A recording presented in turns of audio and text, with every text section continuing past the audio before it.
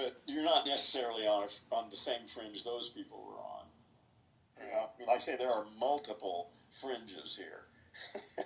And you can be engaged in more than one of them simultaneously, too. So it's pretty complex. And again, our old language is just so inept and inadequate to talk about this stuff. This is why a notebook is useful when trying to find the right language to talk about what's happening here now.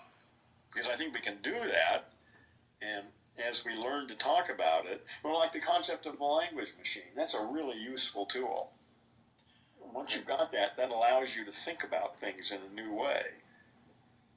So that's sort of what we have to do, is we're the generation or two that we have to invent new language to talk about all this stuff that people have been fumbling with for the last couple thousand years, all this religious stuff. Clearly, the way they've talked about it is bullshit because it hasn't worked. You know, how many enlightened people have we gotten out of all of that? You know, so obviously, if we learned how to talk sensibly about this shit, we should be able to wake up the planet. That's the point, at least for me. I just can't but help wonder if she had the resources that I've had, like growing up and whatnot. Like maybe she would have had a different realization. Oh, absolutely, yeah. The time you're born is one of the determining factors. Yeah, my mother. It was a different universe. My mother didn't live in the same universe that I live in.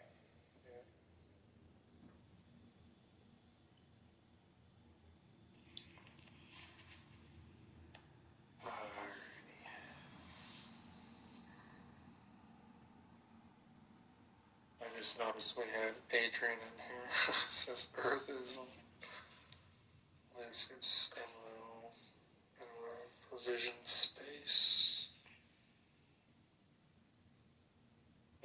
Space. That's one way to look at it. I see Earth as a living organism, and we are, and actually literally, in fact, that's what this room is about, is that you know anything about neurology, about the cells in the brain or anything? You know what astrocytes are?